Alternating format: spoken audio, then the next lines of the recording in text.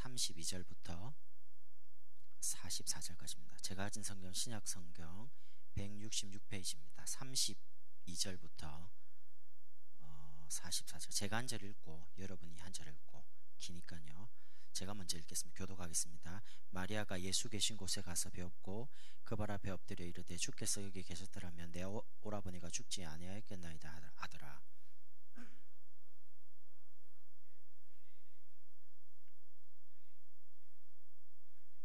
이르시되 그를 어디 두었느냐 이르되 주여 와서 보옵소서 하니 이에 유대인들이 말하되 보라 그를 얼마나 사랑하시는가 하며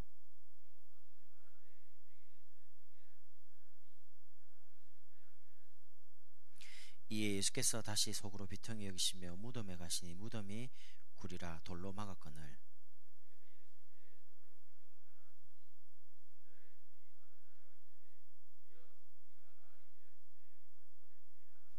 예수께서 이르시되 내 말이 내가 믿으면 하나님의 영광을 보리라 하지 아니하느냐 하시니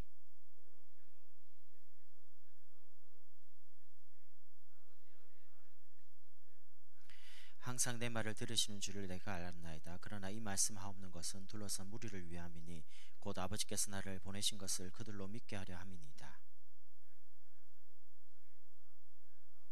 같이 읽겠습니다. 죽은 자가 수족을 배로 동인 채로 나오는데 그 얼굴은 수건에 쌓였더라. 예수께서 이르시되 풀어 놓아 다니게 하라 하시니라. 아멘. 지난주에 대학 전도 제자 이야기했죠. 오늘은 제자 치유입니다.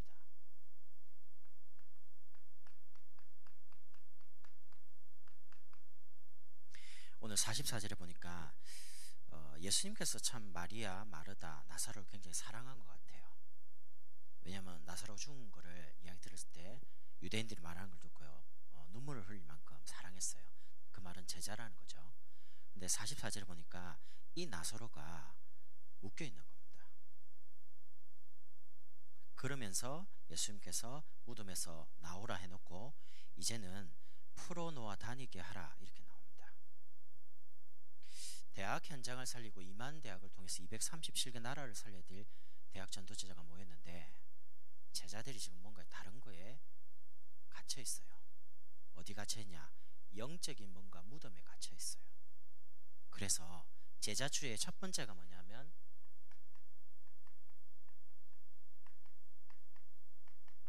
영적 치유입니다. 영적 치유를 하려면 영적인 사실부터 바로 알아야 되겠죠. 그럼 영적 사실이 뭡니까? 사람들은 내가 들은 거, 내가 본 거, 내가 경험한 것만 맞다고 생각해요.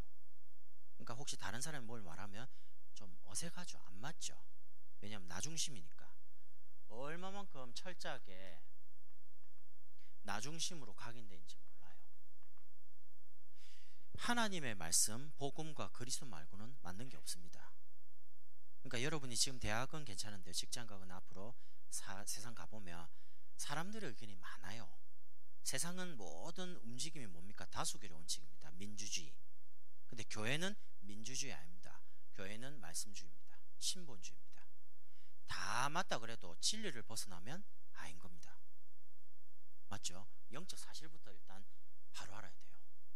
그러니까 우리도 모르게 그동안 들었던 거, 봤던 게 전부 다인 것처럼. 그럼 좀 곤란하죠. 두 번째는 이 나중심으로 각인된 게 나도 모르게 뿌리 내립니다. 그 속에서 여러분이 어릴 때부터 들은 말이 있어요. 공부 열심히 해라. 좋은 대학 가야 된다. 아니면 부모님을 위해서 효도하려면 국립대로도 가야 된다. 등록금이 싸니까. 근데 그게 틀린 말은 아니에요. 부모님 입장에서는. 그 말은 성공해라 그 말이거든요. 왜 좋은 대학에 가야 되냐? 아무래도 좋은 대학 나오면 그래도 인맥이 넓고 좋은 직장에 취업할 확률이 높잖아요. 그러면 연봉이 높겠죠. 그럼 아무래도 배우자를 선택할 수 있는 폭이 어느 레벨 이상이에요. 수준에 맞는 사람을 선택할 수 있어요. 지금은 안 그런데 지금은 의사가 돼도요 뭐 개원해도 망하는 의사가 많은데 옛날에는 의사 돼버리면 일단 몇 개를 가져와야 됩니다. 시집 올라오면. 그런 말 들어봤죠? 뭐 사자 들어가는 직업 가진 사람한테 뭐 아내를 맞는지 뭐 남편을 맞지 상관없이 그런 사람들 만나려면 뭘 많이 준비해야 돼요. 목사도 사자인데 사람들이 목사는 그 엄청 고생한다고 막 이러는데 나 좀 이해가 안 가. 그 진짜 보고 말면 안 그렇거든요. 사람들이 뭐가 딱 뿌리 내리냐면 요거요. 돈. 말은 안 합니다. 근데 분명히 그럴 거예요. 우리 자매들 어머니가 어디 딱 시간인데 뭐 얼마 버는데, 무슨 직장인데. 왜냐, 딸이 막 이상한 사람 만나갖고 고생한 걸 원치 않잖아요. 기준이 뭐냐 이겁니다. 이런 부분은 없습니다. 그 사람 복음 확실하나, 진짜 제자가, 이게 결혼의 기준이어야 되는데 그게 아니에요. 분명입니다. 연봉, 직장 어딘데. 왜냐, 그렇게 각인되고 뿌리 내린 거거든요. 목적이 하나밖에 없어요. 체질이 오직 이겁니다. 성공해야 돼. 근데 어느 날 한순간에 바벨탑처럼 다 무너지잖아요. 그러니까 높이 올라갔다 무너질 때는 한순간입니다. 못 막아요. 영적 사실 모르면 어느 날 영적 문제를 당하는데요, 막을 수가 없는 거예요. 그래서 영적 사실을 모르니까 영적인 고통이 오는 겁니다. 여러분이 복음 받았고 제자일지라도요, 요 영적 사실에 대해서 실제적인 감각이 무지하면요 고통 옵니다. 구원받았는데 뭔가에 갇혀 있어요. 무덤에는 못 나와요. 들어가 버리면 죽었으니까. 아니, 그리스도로 말하면 해방받고 그리스도로 말하면 구원받았는데 정말 그렇단 말입니까? 실은 영적인 부분에 방황하잖아요. 복음 하나로 참 편안하고 행복하고 자꾸 알아가면서 막 응답도 받고 이래야지 좋아지잖아요. 신앙생활이 자꾸 즐겁잖아요. 근데 하면 할수록 더 힘들어. 뭔가 우리가 갈등되고요. 그러니까 뭔가 복음 아닌 다른 거에 대해서 마음이 힘드니까 뭔가를 의지하는 거예요. 그게 이제 집착이 되는 거예요. 그걸 계속 의지하다 보면 중독돼요. 그게 사람들이, 연예인들이 뭔가 마약이다.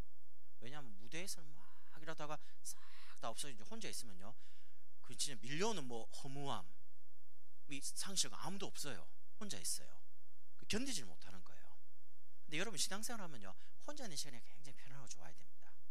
왜냐, 혼자 있는 시간에 하나님 말씀도 생각하고 말씀도 듣고 기도도 하고요. 혼자 있는 시간이 좋아야 돼요. 만약 혼자 이제 불안하다, 그럼 이제 사람을 만나서 말로 막 해결해야 돼요. 뭔가를 보러 다녀야 돼요. 허전한 걸 채워야 되니까.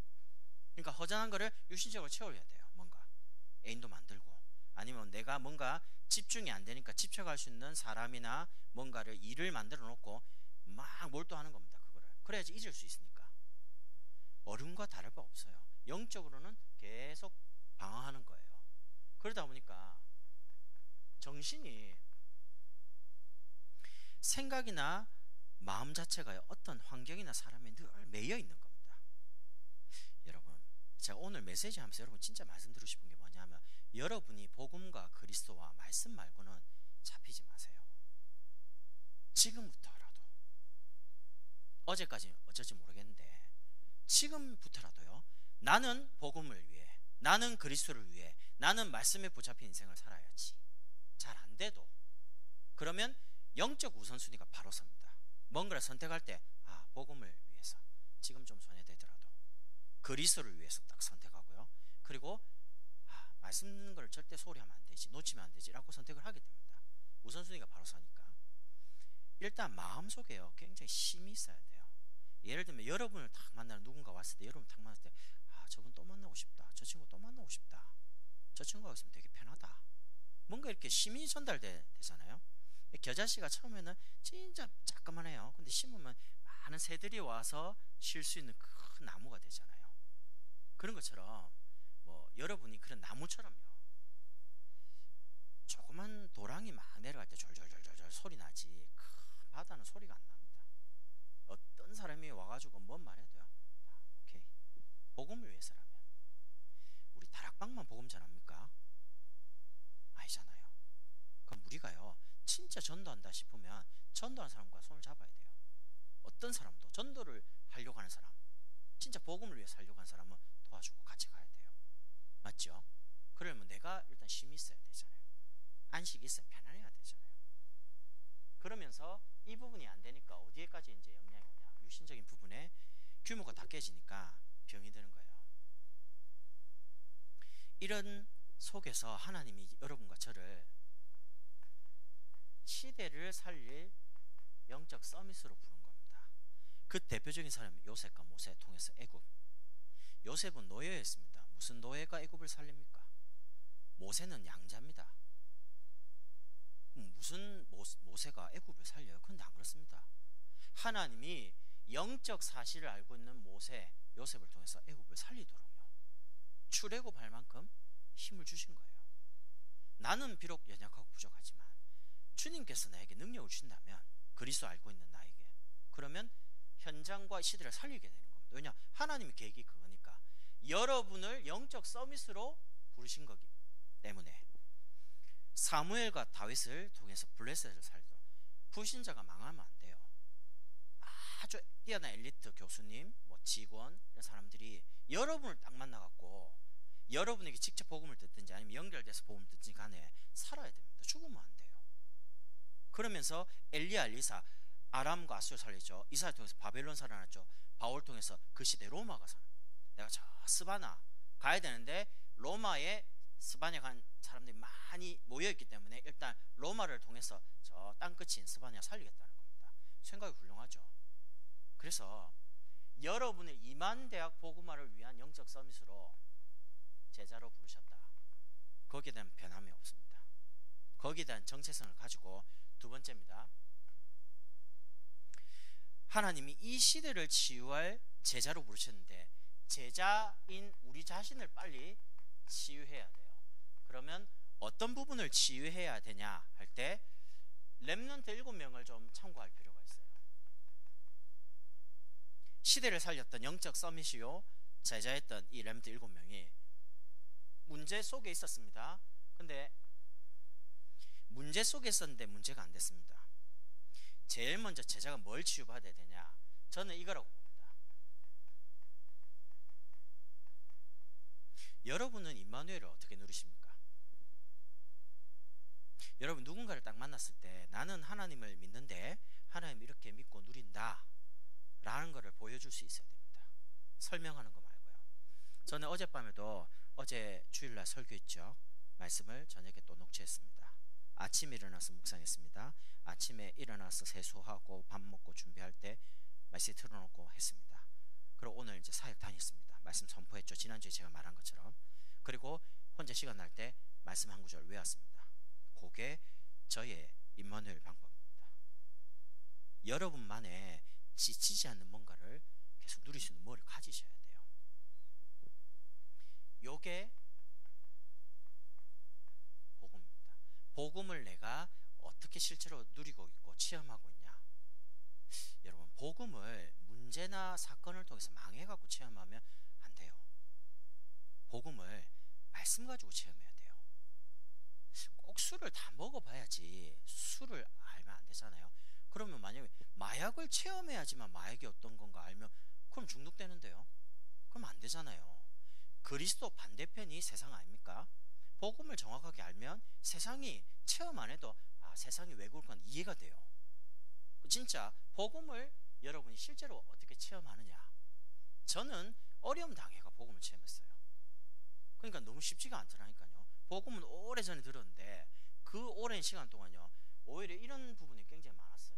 방황, 갈등, 문제 아니었는데 시간 지나 보니까 문제가 아니었어요. 근데 문제라고 생각한 거예요.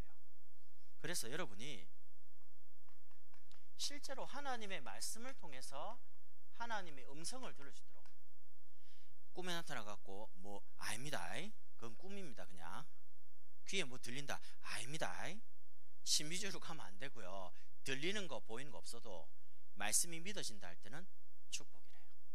여러분이 메시지 때마다 말씀 들으면요 그게 이해되죠. 그게 최고 수준의 신앙생활입니다. 아니 꼭 뭐 들어야 됩니까? 들어버리면 곤란해져요. 한국에 내가 하나님이다 라고 말하는 사람이 한 50명 돼요. 내가 예수다 하는 사람이 한 30몇 명 돼요. 정신 이상자들이. 정신병원에서 그랬다 안 합니까? 내가 예수다 그러니까 가만히 있던 어떤 사람이 뒤에 가더니 머리를 팍 때리더랍니다. 나는 너를 보낸 적이 없어. 이 사람은 하나님, 예수 말하는 사람은 예수. 둘 다 정신 이상한 거죠. 그런다고 그 예수님이 되고 하나님 됩니까? 그런 게 아니거든요. 여러분이 말씀이 사실적으로 깨달아지고 이해되고 있다. 하나님의 음성, 하나님 인도받고 있는 거죠. 여러분이 세상에서 이런 사람 저런 사람 다양한 사람 만납니다. 하나님 우리 그릇을 기울라고. 그 속에 사람 때문에 상처받는 게 아니고 여러분이 그 속에서 뭔가 언약 안에서요, 언약적인 한을 가져야 돼요. 대학이 동성애로 물들어가고, 저는 그런 부분에 대해 그런 거 말하는 거 아닙니다. 신문 보시잖아요. 동거문화는 이미 보편화되어 있습니다. 신문에 계속 나오고 있습니다. 결혼하기 전에, 이혼하기 전에 살아보고 맞아야지 결혼해야 되는 거 아니냐, 그 당연한 거 아니냐, 보편화되어 있습니다. 제가 대학 다닐 때는 그건 보편화되지는 않았어요. 드라마 때 옥탑방 뭐 이런 데서 드라마 때 한 번씩 나오는 건데, 지금은 보편화되어 있어요. 앞으로 가정 파괴, 붕괴 심각할 정도로 계속 올 겁니다. 그냥 가정이 계속 파괴되는 사상이나 이념이 저변에 쫙 깔리니까. 몇 주 전에 목사님, 유광수 목사님 메시지 들었죠? 아주 높은 지위에 있는 분이 아들 보고, 대세가 동성애야, 너도 동성애 해야지. 아들 보고. 나는 구약인데 소름 끼치는 거죠. 내 아들이 남자 데리고 와가, 아버지 결혼할래요, 확 때려야지, 정신 차리면서. 그 말이 됩니까? 미국에 실제로 있다 안 합니까? 어린이집 선생님께서 교과서예요, 가정에 대해서 엄마 아빠가 나오는 게 아니에요. 이제 그렇게 보편화 과정이 그렇게 안 나와요. 근데 그거를 이분 교회 다니는 분인지 모르겠는데, 양심상 난 이거 교육 못하겠다, 가정이란 거는 아버지 어머니가 있어야 가정이지 무슨 엄마 아빠인데 가정이냐 라고 하니까 당장 잘렸어요. 그래서 소송을 걸었어요. 너무 억울하다. 근데 법원에서 그거 자른 거 괜찮다고 인정을 한 거예요. 그 사람은 이제 못하는 거예요. 제가 지금 동성애 이야기하는 거, 여러분이 잘못 오해하면 저 목사님은 동성애 반대하는, 저는 그런 게 아닙니다. 분명한 거는요, 이번 주 말씀처럼 영리입니다. 그리고 영적 문제예요. 제가 조사한 바로는요, 원래 미국 정신의학협회의 학회예요. 동성애는 분명히 정신병이라고 등재되어 있었어요. 코드가 있었어요, 질병 코드. 그런데 동성애를 하는 사람들이 의사들을 계속 협박한 거예요. 계속 이런 식으로 하면 죽는다. 실제로 막 테러도 하고 이런 부분에 계속 당하니까 학회에서요, 정신병의 동성애 이 부분을 코드를 뺀 거예요. 그 뒤부터는 이제 인권으로 들어가는 겁니다. 정신 문제가 아니니까. 제가 조사한 바로는. 근데 궁금하더라고요. 막 인터넷 뒤지고 좀 조사해 보니까 그래요. 정신과 의사들은 알고 있어요. 역사를 배우니까 자기들이. 그러니까 여러분이 세상을 향해서 세상이 왜 이러냐, 그죠? 큰일 나요. 세상을 살릴 수 있는 뭔가 언약적인 한을 가지라니까요.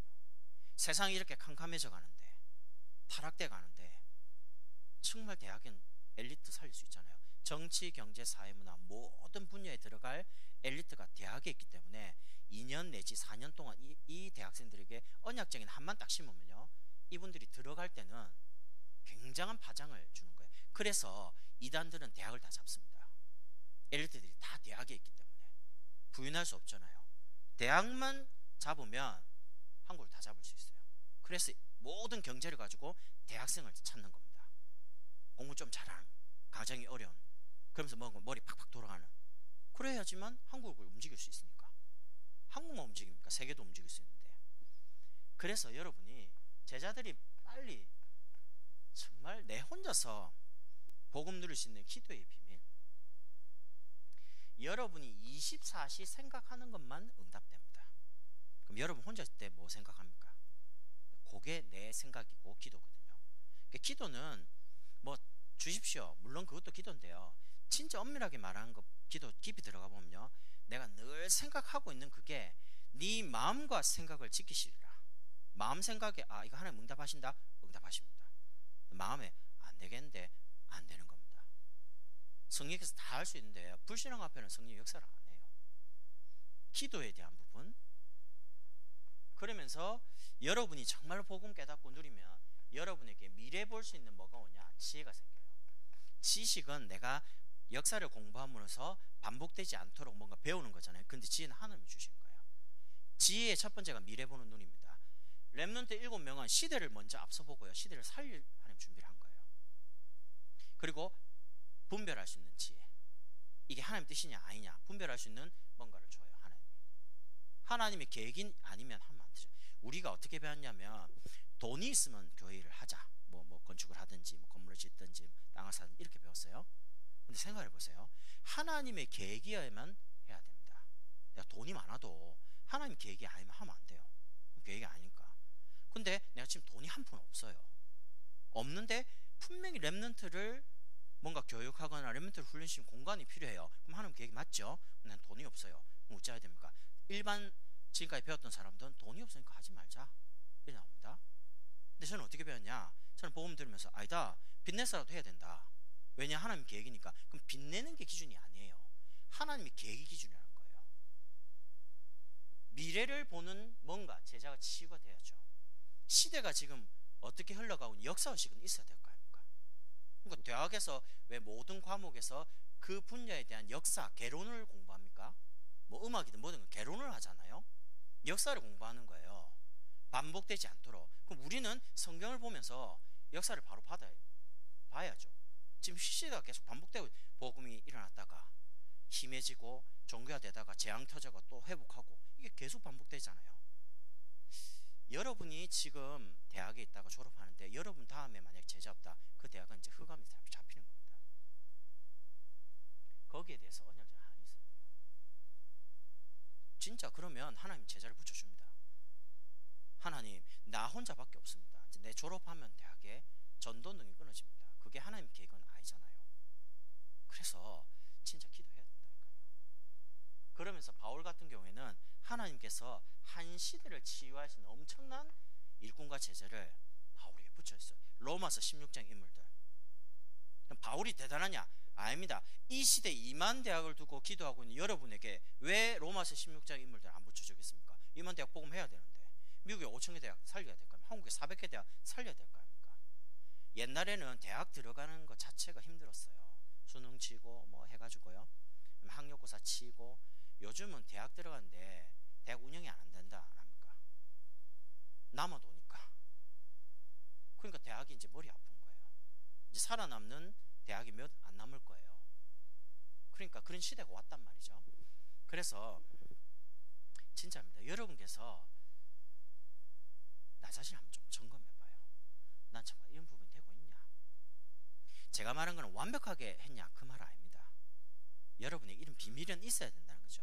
그래야지만 여러분에게 문제 올 때, 사건 올 때, 갈등 올 때, 문제가 있다는 말은 답이 있는 거예요. 시험 안 쳐봤습니까? 문제 답 오지선다 아니면 주관식, 뭐 답이 있어요. 문제가 왔다는 건 답이 있는 거예요. 그걸 찾아야 돼요. 사건이 생겼다는 거는 하나님의 주권 속에서 보면요, 뭔가 하나님의 숨겨진 계획이 있어요. 그걸 찾아야 돼요. 갈등이 온다는 거는 안 맞기 때문에 그렇잖아요. 뭔가 불편한 거죠. 갈등이 오니까. 그러면 그걸 고치면 돼요. 갱신할 기회예요. 그러니까 여러분이 그리스도 이름 가지고요, 문제도 바로 해석하고, 문제 아니니까 영적 서밋으로 가는 가장 빠른 지름길이니까. 경제 문제, 제가 볼 때는 경제 문제 아니었습니다. 하나님이 저에게 경제에 대한 훈련을 시킨 시간표였지. 그래서 경제를 이제 회복시키는 방법이 헌금도전이었어요. 저는 그랬습니다. 근데 내가 지난주에 추수감, 전 이번 주에 추수감사절 절기헌금을 11조만큼 준비해서 했습니다. 그럼 돈이 있어야 되냐? 아닙니다. 그냥 하는 겁니다. 왜냐? 하나님 앞에서 내 경제관이니까. 일단 하나님께 최고로 헌신하는 겁니다. 그럼 하나님이 내 인생을 책임지실 거 아닙니까? 근데 하나님 책임지시더라니까요. 오늘 말씀처럼 풀어놓아 다니게 하라. 우리가 문제에도 잡히고요, 사건에도 휘말리고, 대학 때 오는 갈등이 많습니다. 그걸 뭐 글로 적을 수 있겠습니까? 한두 가지가 아닌데, 이성적인 부분, 이성교제, 뭐 결혼에 대한 진로 고민, 미래에 대한 두려움, 가정에 대해서 막 뭐가 힘든 거, 갈등이 많단 말이에요. 시기가 그래요. 뭔가 완성되는 시기가 아니니까. 그래서 여러분이 하나님의 말씀만이 내 생각과 마음을 주장하시도록 이제는 나와라, 무덤에서. 제자들이니까. 그리고 예수님께서 풀어놓아 다니게 하라. 묶여있지 마라. 하나님의 말씀 말고는 다른 거에 사로잡히지 마라. 그래서 여러분의 생각과 마음이 그리스도께 사로잡혀야 돼요. 그거를 찾아야 돼요. 복음 다음으로 제일 많이 다락방에서 말하고 있는 게 뭐냐? 그리스도를 실제로 내가 어떻게 누리고 있냐? 그거를 여러분이 영적 시스템화 시켜야 돼요. 그래가지고 여러분이 제자니까 현장의 증인으로 가는 겁니다. 어떤 부분의 증인이냐?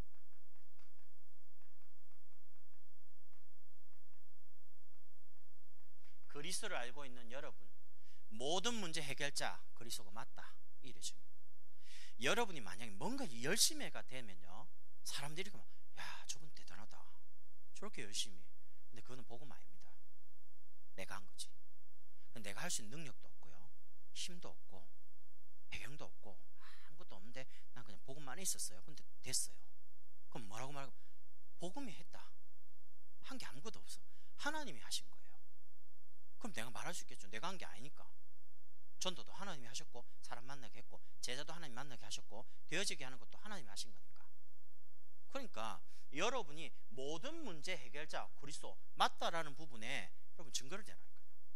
모든 부분이 아니고 여러분이 여러분 시기에 맞게 체험할 부분이 있잖아요. 거기에 대학생은 대학생 때 체험할 이 부분이 있어요. 거기에 대해서 증인, 설득자도 아닙니다. 설명자도 아닙니다. 그거를 내가 직접 보고 체험한 거 말하는 겁니다. 예수님께서 나사로를 살리기 전에 마리아 마르다 집에 오니까 마르다가 이렇게 말합니다. 21절에 예수님이 여기 계셨으면 우리 오라버니가 죽지 않아야 했을 겁니다. 예수님은 하나님이시니까 살릴 수 있겠죠. 그러니까 이렇게 말합니다. 지금이라든지 오셨으니까 우리 오라버니를 살려주십시오 라고 할 때 예수님께서 이렇게 말합니다. 나는 부활이고 생명이니까 나를 믿는 자는 죽어도 살겠고 무릇 살아서 믿는 자는 영원히 죽지 아니하리라, 이렇게 대답을 했단 말이죠. 그런데 마르다 대답이 주여 그렇습니다 라고 말을 하면서 주는 그리스도시요 세상에 오시는 하나님의 아들이신 줄 믿습니다 라고 하는데, 그 믿음은 지식적인 믿음이에요. 그 들었거든요. 근데 그 지식이 자기 오라버니가 직접 살아난 걸 보고 체험됐어요. 여러분이 예수는 그리스도 모든 문제 해결자 알고 있습니다. 저도 알고 다 압니다. 그 지식이 내 삶에 체험될 때 모든 부분에요, 모든 문제, 모든 사건 속에서 체험될 때는요, 여러분에게 굉장한 부분이 열립니다. 그래서 여러분이 교회로 돌아가시면 교회 렘넌트를 살리는 증인으로, 결국 렘넌트입니다. 여러분과 제가 렘넌트를 못 남기면요, 대학 전도도 멈춰요. 옛날이 그립냐? 그런 건 아닙니다. 옛날에 훈련받은 게 있었기 때문에 오늘까지 왔지만 저는 그렇게 생각합니다. 우리가 응답받아서 이 응답을 우리 밑에 렘넌트에 전달하자. 우리는 위에 1세대 목사님도 훨씬 더 많은 응답과 축복을 받을 겁니다. 왜냐? 시대를 살려야 되거든요. 여러분과 저는 더 많은 축복을 받게 될 거예요. 왜냐? 이 시대에 임한 대학을 살려야 되거든요. 그건 내 힘으로 할 수는 없잖아요. 하나님 주셔야 되니까. 그래서 정말 교회 안에 가셔가지고 교회 렘넌트를 살리면서 대학 가서는 대학 현장을 살리는 증인으로 여러분이 서는 겁니다. 증인이 가서 말할 때는요, 현장이 변화되게. 유광수 목사님이 말했다, 알지? 그건 유광수 목사님 말한 겁니다.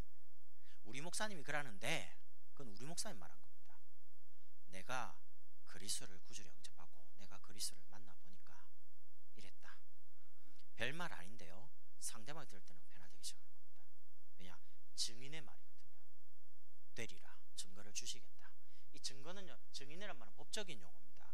법원에서 선사할 때 내가 보고 들은 것만 말하겠습니다. 선사하고 증인으로 채택되잖아요. 그러면 위증하면 범죄죠. 내가 나와 함께 계시는 내 인생의 모든 문제 해결하신 그리스도를 내가 실제로 체험하고 누리고 있는데 그 부분을 딱 그분을 말할 수 있는 부분만 하나님 만나게 해요. 제가 지금까지 살아오면서요, 제가 경험 안 해본 부분에 대해서 하나님 사람 붙인 적이 없더라고요. 내가 말할 수 있는 거를 딱 말하도록 그 사람을 딱 붙여요. 내가 경험한 부분에, 답을 낸 부분에. 그리스도가 답이니까. 그래서 여러분이 드디어 대학 현장을 어떻게 치유할 거냐, 나와 현장을 치유하는 가장 빠른 지름길이 있습니다.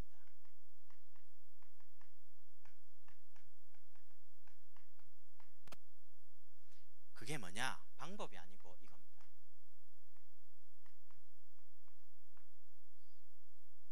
하나님이 나와 함께 계시죠. 예수 믿는 순간 고린도전서 3장 16절을 보면 하나님의 성령이 나를 성전 삼으십니다. 그럼 하나님이 여러분 속에 계시잖아요. 여러분 지금부터 하나님께 인정받아요. 하나님께. 뭘 선택할 때 하나님 앞에서 라고 하면 굉장히 영적인 사실로 갑니다. 내가 육신적인 생각이 가득하다가도 내가 뭔가를 선택할 때 내가 하나님 앞에 오늘 서 있다라고 생각하면 사람이 영적이 돼요. 그 순간만큼이라도. 맞죠? 내가 하나님 앞에 서 있다는데 다른 생각은 안 들 거 아닙니까? 이상한 세상 생각 그런 게 없어요. 내가 하나님 앞에 섰으니까. 그러니까 하나님 앞에서 여러분이 인정받으라니까요. 하나님 함께 계시니까. 두 번째, 하나님이 우리와 함께 계세요. 우리 대학 전도 제자와 함께, 대학 현장의 제자들과 함께. 그러면 여러분이 일단 교회 목사님께 인정을 받아요. 아, 저 대학생은 내 마음에 있는 제자다. 어떻게 인정받냐? 모르겠습니다. 명절날 뭐 편지를 쓰든 뭐 하트를 뿅뿅 날리든 아니면 목사님 생일 때 뭐 선물을 드리든 목사님 기도 속에 들어가라니까요. 그럼 목사님이 여러분이 시집 간다면 시집 갈 때 메시지 주시고 군대 간다면 군대 갈 때 메시지 주고, 왜냐면 제자니까 제자에게는 메시지를 주신단 말이에요. 사랑하니까 직접 오셨잖아요, 예수님이. 그런 것처럼 여러분이 목사님 기도 속에 들어가고 목사님께 인정받는 제자가 되라. 현장을 진짜 살리려면. 세 번째, 현장 가서는 대학을 직접 사역하고 계시는 목사님, 사역자에게 인정을 받으셔라. 잘 모르겠어요. 근데 하나님이 저를 인도하신 걸 가만 보면 늘 목사님 기도 속에 있게 만드셨던 것 같아요.